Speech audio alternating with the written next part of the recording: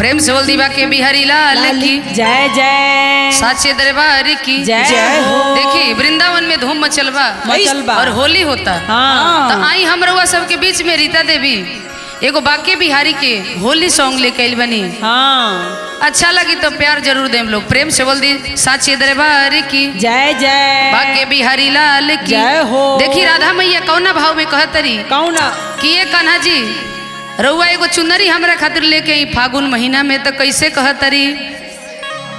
अरे ये कान्हा फागुन में ले आई हा तू चुनरिया लहरी। ए कान्हा फागुन में ले आई हा तू चुनरिया लहरी।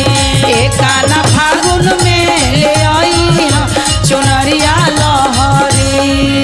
चुनरिया लहरी हो चुनरिया लहरी। चुनरिया लहरी हो चुनरिया लहरी। ये कान्हा फागुन में ले आई हा तू चुनरिया लहरी। ए कान्हा फागुन में ले आई हा चुनरिया लहरी। ए कान्हा फागुन में ले आई हा चुनरिया लहरी। जय जय हो। जय हो।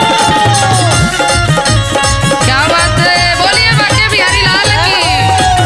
ए कान्हा फागुन में ले आई चुनरिया लहरी। ए कान्हा फागुन में ले आई हा तू चुनरिया लहरी।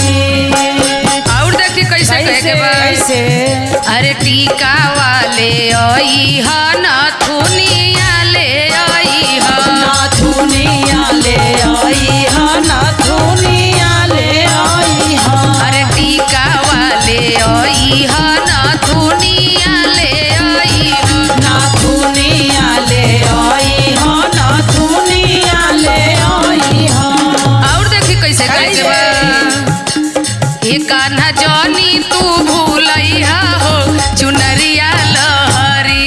ए कान्हा फागुन में ले आई हा चुनरिया लहरी। ए कान्हा फागुन में ले आई हा चुनरिया लहरी। जय जय। बोलिए वृंदावन धाम की। जय हो।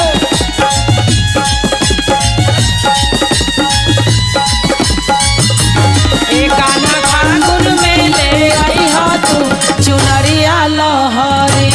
ए कान्हा फागुन में ले आई हा तू चुनरिया लहरी। और देखी कैसे कहे के बा। कैसे?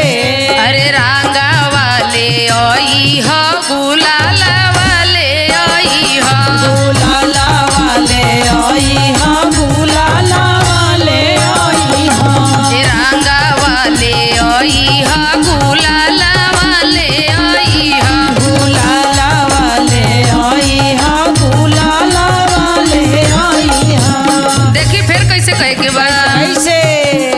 ए कान्हा जौनी तू भूलैया हो चुनरिया लहरी। ए कान्हा जौनी तू भूलैया हो चुनरिया लहरी। ए कान्हा जौनी तू भूलैया हो चुनरिया लहरी। ए कान्हा जौनी तू भूलैया हो चुनरिया लहरी। प्रेम से बोल दी बाके बिहारी लाल की।